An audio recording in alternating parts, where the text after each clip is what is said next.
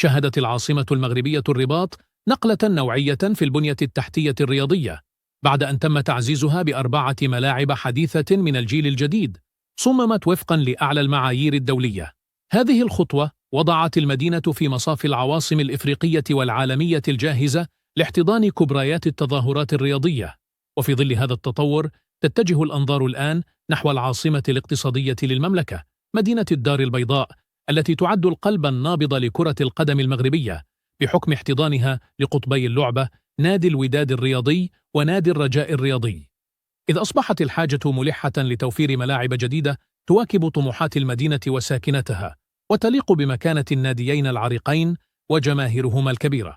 في هذا الإطار تبرز مشاريع جديدة لبناء 4 ملاعب حديثة في المدينة، من المنتظر أن تغير وجه البنية التحتية الرياضية بالدار البيضاء، وتوفر فضاءات تنافسية بمعايير عالمية قادرة على احتضان مباريات وطنية ودولية، بما في ذلك كأس العالم 2030 الذي سيستضيفه المغرب إلى جانب إسبانيا والبرتغال.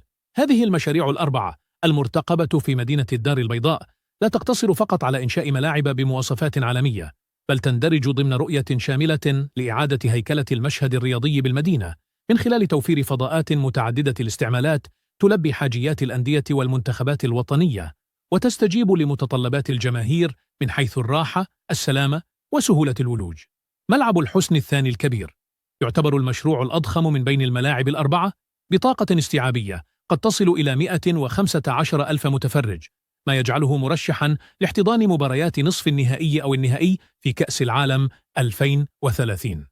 موقعه الاستراتيجي قرب مدينة النواصر ومساحته الشاسعة جعله يحظى باهتمام خاص من الجهات المسؤولة، خاصة وأن تصميمه يراعي أعلى المعايير البيئية والهندسية الحديثة.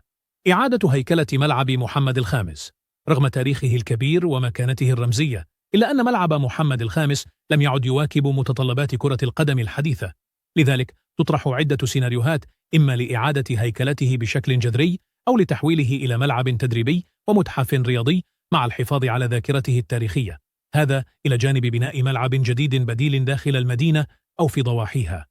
ملعب خاص بنادي الوداد الرياضي. هذه المشاريع ال4 المرتقبة في مدينة الدار البيضاء لا تقتصر فقط على إنشاء ملاعب بمواصفات عالمية، بل تندرج ضمن رؤية شاملة لإعادة هيكلة المشهد الرياضي بالمدينة من خلال توفير فضاءات متعددة الاستعمالات تلبي حاجيات الأندية والمنتخبات الوطنية وتستجيب لمتطلبات الجماهير من حيث الراحة، السلامة، وسهولة الولوج.